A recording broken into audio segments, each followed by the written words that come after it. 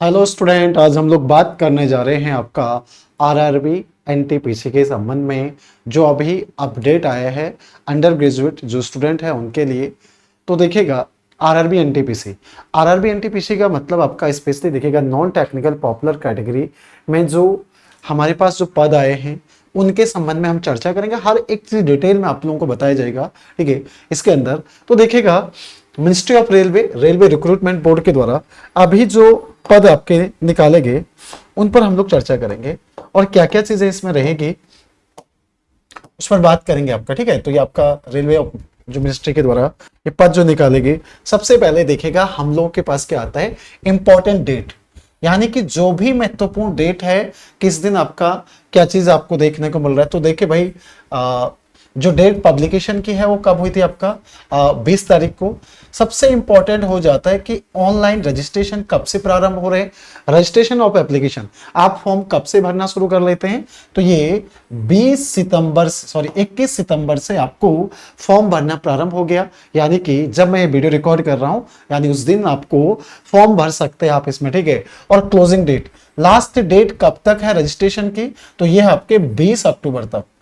20 अक्टूबर 2024 तक आप क्या कर सकते हैं, अप्लाई कर सकते हैं। और 21 सितंबर 2024 से आपका रजिस्ट्रेशन क्या हो गया, प्रारंभ हो गया, ठीक है। इसमें जिसमें date of for fees payment, तो पेमेंट करने की जो लास्ट डेट है, क्लोजिंग डेट होगी वो 21 अक्टूबर तक रहेगी। 21 अक्टूबर के बाद आप फीस पेमेंट नहीं कर सकते हैं।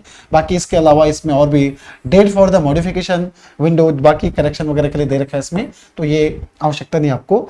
बाकी देखेगा इसके बाद जब ये फॉर्म भर दिया जाएगा, आपने फॉर्म भर दिया तो वही आपकी जिम्मेदारी खत्म नहीं होती है, फिर आप लोग के लिए शुरू हो जाता है, क्योंकि इसमें जो एग्जाम होगा आपका वो सीबीटी बेस होगा, सीबीटी 1 और सीबीटी 2, ठीक है। रेलवे रिक्रूटमेंट जो बोर्ड है आरआरबी के तहत आपका अलग अलग देखेगा इसमें ऑनलाइन एप्लीकेशन जो भरे जाएंगे आपके, ठीक है। इसमें पोस्ट कौन कौन सी है, तो कॉमर्शियल कम टिकट क्लर्क, ठीक है। यहाँ पे क्या क्या आपका सीसी टीसी, यानी कि यहाँ पे टीसी के लिए है आपका कॉमर्शियल क्लर्क, टिकट आपका क्लर्क की हो गई। अकाउंट क्लर्क आपका कम टाइपिस्ट हो गया।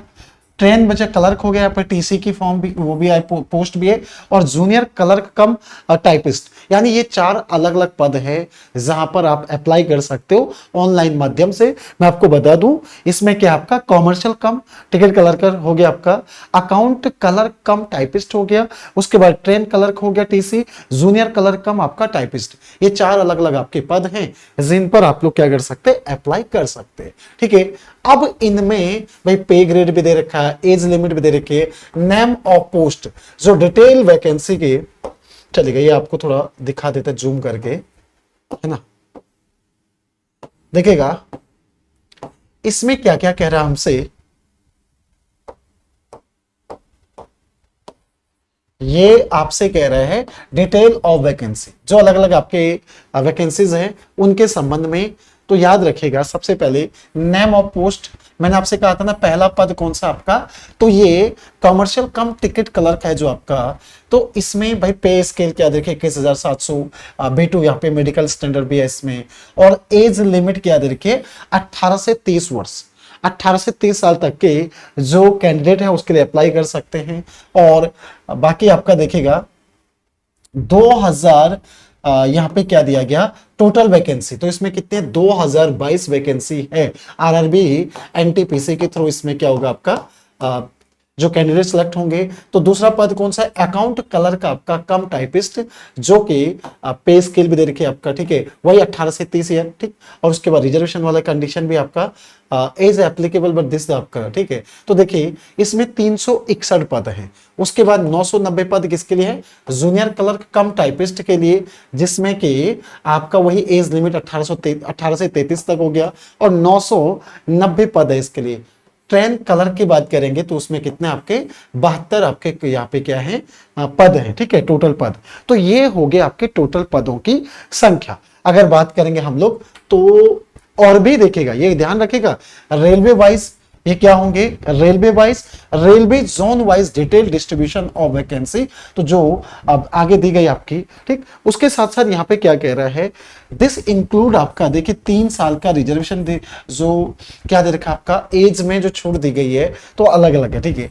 Reservation for SC ST OBC non creamy layer EWS physically जो हैंडीकैप है, ठीक है, एक्स आर्मी से सॉरी एक्स जो सर्विसमैन है उनके लिए रिलेशन जो एज के दिए गए आपका, तो याद रखेगा रिजर्वेशन एज से कैटेगरी, ठीक। इंपॉर्टेंट इंस्ट्रक्शन ऑनलाइन रजिस्ट्रेशन, जो कुछ आपके फॉर्म भरने के लिए अलग अलग आपके पास क्या आते हैं, फॉर्म भरने के लिए क्या क्या इसमें स्पेशली जो डिटेल दे रखी है, ठीक है। तो अब बात करते हैं हम लोग यहाँ पे, बाकी जहां पे हमें चर्चा करनी है जिस संबंध में, उस पर देखते हैं। जनरल इंस्ट्रक्शन दे रखा आपका, ठीक है, इसमें मेडिकल भी होगा भाई, देखिएगा मेडिकल भी होगा। पोस्ट प्रेफरेंस ध्यान रखिएगा, ये पोस्ट जो आपका प्रेफरेंस फॉर द पोस्ट, पदों के लिए आपको जब ऑनलाइन आप क्या करते हैं पद, क्योंकि 4 पद है तो जिसमें आप क्या कर सकते हो प्रेफरेंस वाइज, इसमें कैसे प्रेफरेंस रहेगा आपका, प्रेफरेंस आप डाल सकते हो ABCD, हर किसी के लिए आपका प्रेफरेंस दिया होगा, ठीक है। वैकेंसी आपकी अलग अलग जो है। अब बात करते हैं इसमें medical standard for the post, भाई अलग अलग पद के लिए आपका क्या है जो मेडिकल स्टैंडर्ड, ठीक है। तो medical standard A3 B2 C2 ये कोड वाइज है आपका, ठीक है। तो याद रखिएगा फिजिकली फिट होना चाहिए, जिसमें भाई आपका medical physically fit in the all respect, ठीक है। तो ये विजुअल इसमें क्या दिया गया आपका, तो याद रखिएगा कि मेडिकली फिट होना चाहिए और सारी कंडीशन इसमें रखी गई है। अब आगे चलते हैं हम लोग कि हमारे पास सिलेबस क्या रहने वाला है, किसके लिए कितना छूट मिलेगा। तो याद रखिएगा एज लिमिट की अगर बात करेंगे, the lower and upper as indicate the post vacancy table will be, जो आपका दिया गया, तो ये क्या कह रहा है आपका, एज ग्रुप 18 से 33 वर्ष, UR और EWS जो कि 2/1/1992 से पहले का नहीं जन्मा होना चाहिए, ठीक है ना। वही क्रीमी लेयर के लिए क्या है आपका 2/1/1989 से पहले का क्रीमी लेयर, जिसमें OBC भी आपका OBC नॉन क्रीमी लेयर की बात करेंगे, ठीक है। तो upper limit date of birth की अगर बात करें तो ये कौन सा आपका UR और EWS के लिए 2/1/1992 से पहले नहीं होना चाहिए, और SC ST के लिए 2/1/1987 से पहले का जन्मा नहीं होना चाहिए, ये आपका, ठीक है। तो 92 किसके लिए, EWS और UR के लिए, OBC नॉन क्रीमी लेयर के लिए आपका 1989 से ऊपर नहीं होना चाहिए, और 1987 से पहले नहीं जन्मा होना चाहिए SC ST के लिए। और सभी के लिए देखेगा जो लास्ट है यानी 2007 के बाद नहीं जन्मा होना चाहिए, यानी इसके बीच 1992 से लेकर 2007 के बीच का, ठीक है। अगर जनरल कैटेगरी की बात करूं मैं, वही आपका किसके लिए नॉन क्रीमी लेयर OBC के लिए 1989 से लेकर 2007 के बीच का होना चाहिए, और 2007 भी कब, 1 यानी कि 1 जनवरी 2007 से पहले जन्मा हो, उसके बाद ना जन्मा हो, ठीक है। अगर होगा तो वो एलिजिबल नहीं है आपके, ठीक। बाकी ये रिजर्वेशन की बात करेंगे, कितने कितने साल के आपको क्या दिया जाता है, छूट दी जाती है किसमें, एज में, ठीक। चल अब बात करेंगे इसके बाद, ये एज लिमिट आपका हो गया। फिर एग्जामिनेशन फीस, भाई फीस कितनी कितनी होने वाली है, कैंडिडेट कैटेगरीज, अगर वो जिस भी कैटेगरी में है तो क्या कितनी कितनी फीस होने वाली है, for the all candidate except the fees, जो कि आप 500 रुपए होने वाली है आपका, किसके लिए देखिएगा, आउट द दिस फीस, ठीक है ना। Fees of the category mention it below the cell number आपका 2 में जो दिया गया कि out of the this fees is the 500 and the amount of 400 will be refund duly declared the bank charge in the, ठीक है। First stage CBT 1 के लिए कितना आपका 500 रुपए है, जबकि जो फीमेल है, ट्रांसजेंडर है, एक्स सर्विसमैन कैंडिडेट है, और SC ST और माइनॉरिटी कम्युनिटी से है, इकोनॉमिक बैकवर्ड क्लास EWS है, दिस फीस भी 200 सेल भी आपका रिफंड। अच्छा 200 रुपए इसमें क्या कर दिए जाएंगे, बाद में वापस कर दिए जाएंगे, और आपकी फीस कितनी होगी 250 होगी भाई, सिर्फ 250 आपको पे करना है, जिसमें से 200 आपके रिफंड हो जाएंगे। वहीं जो किस में है, यूआर में है या ईडब्ल्यूएस में, उनको क्या कर दिया जाएगा, 400 रुपए बाद में रिफंड कर दिया जाएगा। 500 रुपए आपकी फीस है। ये सीबीटी 1 फर्स्ट स्टेज सीबीटी 1, ठीक है ना। और फर्स्ट स्टेज आपका सीबीटी 1 जो एग्जाम है उसके बाद ही क्या होगा, ये आपका वापस किया जाएगा, रिफंड कर दिया जाएगा, ठीक है, चलेगा। अब यहाँ पे क्या कह रहे हैं, आपका fees can be paid on the candidate online mode only, ठीक है, सिर्फ ऑनलाइन मोड ही है, ऑफलाइन मोड में कोई भी यहाँ पे एप्लीकेशन रिसीव विदाउट द, यहाँ पे दिया गया कि नॉट बी कंसिडर द, चलिए आप देख लीजिएगा, ठीक है। क्लोजिंग डेट ऑन टाइम उसके बाद तो नहीं लिया जाएगा भाई, जब लास्ट डेट बताए। इकोनॉमिक बैकवर्ड क्लासेस के लिए कह रहा है कि इसमें finally income in the less than 50,000 देखिएगा। Candidate are the those whose the annual family income less than the, कितना है, यहाँ पे 5 लाख है, सॉरी 5 लाख आएगा, जिसकी एनुअल इनकम कितना हो रही है आपकी, 5 लाख से कम हो रही है, वो क्या आएगा आपका, इसके अंदर आएगा, ठीक है ना। Such a candidate should have be, तो लेटर हेड आपसे पूछा गया कि 5 लाख से कम आपको दिखाना पड़ेगा, चलेगा, मतलब होनी चाहिए, ठीक है। ईडब्ल्यूएस के लिए क्या क्या है, ये कंडीशन दी है आपके। इसके बाद हम लोग बात करेंगे जो हमारे लिए इंपॉर्टेंट है, काफी कुछ चीजें इसमें है। फर्स्ट स्टेज एग्जाम, देखिए भाई आपके रिक्रूटमेंट प्रोसीजर क्या, आपका रिक्रूटमेंट की जो प्रक्रिया है उसमें कह रहा है कि 2 एग्जाम होंगे, एक आपका सीबीटी 1 होगा, समझो सीबीटी 1, और दूसरा स्टेट में क्या होगा आपका सीबीटी 2, 2 एग्जाम होने हैं इसमें। तो सीबीटी 1 दोनों के दोनों कंप्यूटर बेस्ड एग्जाम होंगे, सीबीटी 1 हो चाहे सीबीटी 2 हो, दोनों के दोनों एग्जाम, ठीक है। Duration of the online application, तो देखिए क्रेडिट अकाउंट कुछ आपके 2024 के अनुसार आपका, ठीक है। एग्जाम के लिए जो आपका सीबीटी 1 का एग्जाम है, सीबीटी 1 का जो एग्जाम होगा उसमें देखेगा टोटल आपको टाइम कितना मिलेगा, तो इसमें टाइम मिलेगा आपको 1 घंटे 30 मिनट का, यानी टोटल 90 मिनट का टाइम मिलता है, ठीक है। सीबीटी 1 के लिए कितना, 90 मिनट का टाइम मिलेगा। और उस 90 मिनट में आपके पास क्या क्या आने वाला है, तो सबसे पहले जनरल अवेयरनेस, यानी कि जीएस होगी आपके कितने नंबर की, जनरल अवेयरनेस 40 नंबर की, जबकि मैथ्स होने वाली है इसमें कितने नंबर की, 30 नंबर की मैथ्स है।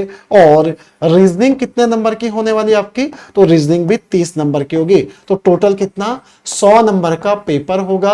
और यहां नेगेटिव मार्किंग भी होगी।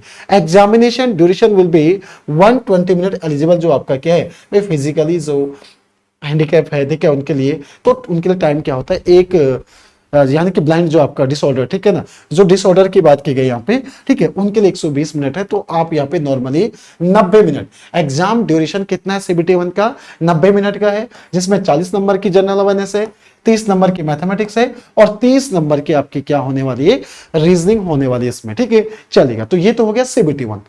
अब सीबीटी 1 को आपने क्वालिफाई करना है, तो देखिएगा सर क्या नेगेटिव मार्किंग है, बिल्कुल नेगेटिव मार्किंग है भाई। देखिए सीबीटी 1 में क्या है जो यहाँ पे है ना, तो नेगेटिव मार्किंग क्या होगी आपका, नेगेटिव मार्किंग होगी 1/3। यदि आप 3 क्वेश्चन को गलत करते हैं तो आपका 1 नंबर कट जाएगा, समझो। तो इसमें मार्किंग क्या है, 1/3 की मार्किंग होगी। देखिए टोटल नंबर ऑफ क्वेश्चन आपके 100 नंबर के, ठीक है, 1/3 की क्या होगी आपका नेगेटिव मार्किंग होगी। उसके बाद 10 सीबीटी जो फर्स्ट स्टेज पास करने पे के बाद आपका candidate whose the short list the second state available reservation benefit के साथ, जो भी आपका OBC, SC ST, EWS, fit, ex army, ठीक है। तो रिक्रूटमेंट जो आपका क्या होगा, इनको रिजर्वेशन के बाद आप फाइनली कहां पहुंच गए, सीबीटी 2 में चयनित हो जाता है, ठीक है भाई। अब पहले सीबीटी 1 में मैथमेटिक्स में नंबर सिस्टम हो गया, डेसिमल हो गया, फ्रैक्शन हो गया, एलसीएम एचसीएफ रेशियो हो गया, आपका परसेंटेज, ये सब आपके क्या दे रखे हैं, इसमें टॉपिक भी दे रखे हैं। जनरल इंटेलिजेंस में आपके पास क्या है, एनालॉजी हो गया आपका, ठीक है, बहुत सारी चीजें इसमें कंप्लीट इसमें दे रखे कि क्या क्या आपके क्या आने हैं, रीजनिंग में आने हैं। जनरल अवेयरनेस की अगर बात करेंगे, जो मैं ही आप लोगों को कराऊंगा, तो करंट इवेंट हो गया, national international importance, game, sports, art and culture, Indian literature, यहाँ पे क्या दिया गया, peace, place of India, general science हो गया, ठीक है, लाइफ साइंस हो गया इसमें। और लेकिन किस पे होंगे ये, 10th आपका सीबीएसई बेस पे। जो भी चीजें आपको दी गई इसमें, यहाँ पे क्या दिया गया आपके, India in the Indian history भी हो गई, ज्योग्राफी हो गई, इकोनॉमिक्स हो गई, वर्ल्ड हिस्ट्री हो गई, इंडियन पॉलिटी, गवर्नेंस, कॉन्स्टिट्यूशन, सब ऑर्गेनाइजेशन, ये सारी की सारी चीजें इसके अंदर क्या रखी गई आपकी, minimum percentage of mark eligibility अलग अलग कैटेगरी के लिए। भाई कम से कम आपको 40% तो आपका अनरिजर्व के लिए, 40% ईडब्ल्यूएस के लिए, ओबीसी के लिए 30%, एससी के लिए 30%, एसटी के लिए 25%। ये परसेंटेज एलिजिबल में भी आपका marks 2 marks for the candidate इनके सॉर्ट द, ये चलो ठीक है, ये तो उनके लिए। उसके बाद क्या रहेगा आपका सेकंड स्टेज का सीबीटी 2।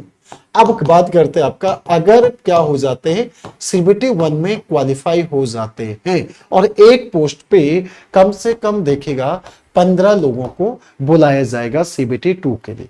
सीबीटी 1 क्लियर होने के, देखिए किसका क्लियर होगा, तो वहां पे एक पद के लिए 15 को बुलाया जाएगा। अभी बात के दिखा गया ना, total number of candidate to be shortlist 15 time.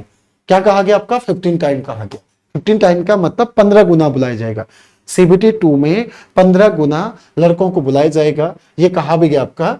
तो duration and number of the qualification, देखिए question of the second stage CBT 2 are the indicate, इसमें क्या दिया गया, सेकंड वही 90 मिनट का आपका सीबीटी 2 भी होगा। 90 मिनट का मतलब 1.5 घंटे का सीबीटी 2 का पेपर भी होगा, ठीक है। इसमें भी क्या है आपके पास, वही जीएस बढ़ जाती है इस बार जनरल अवेयरनेस के आपके 50 सवाल होंगे।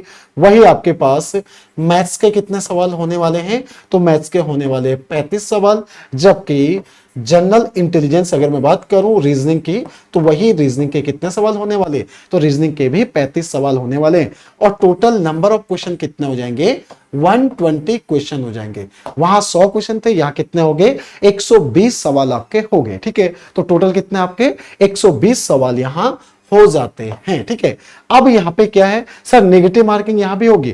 भाई देखिएगा अब क्या कह रहा है कि, चलो आगे देखते हैं और क्या कह दिया इसमें।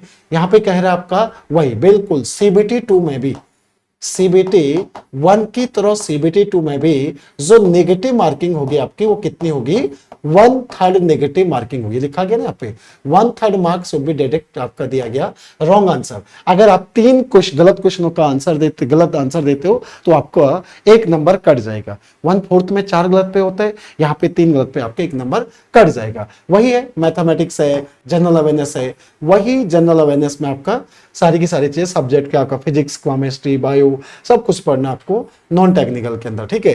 तो ये तो था हमारा सिलेबस भी हो गया, पोस्ट भी हो गया, और जो भी इंपॉर्टेंट चीजें थी वो मैंने आपको बता दी, फीस भी बता दी।